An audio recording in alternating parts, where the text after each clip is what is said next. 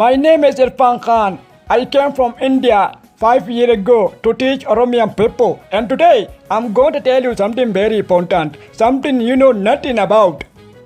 Do you know that India and Oromia is sisters? I know you know nothing about this.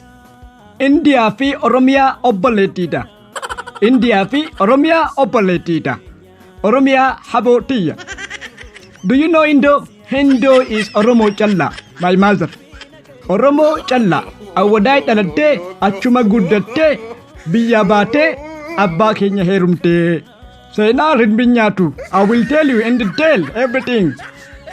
Dhiifama naa godhaa too afaan Oromoo xiqqoo xiqqoon dubbadhaa yoon dogongoree dhiifama naa godhaa na of kolchaa. Tole waan hunda takka takkatiin isinii hima. Just listen to me carefully. I'm gonna tell you everything from the beginning.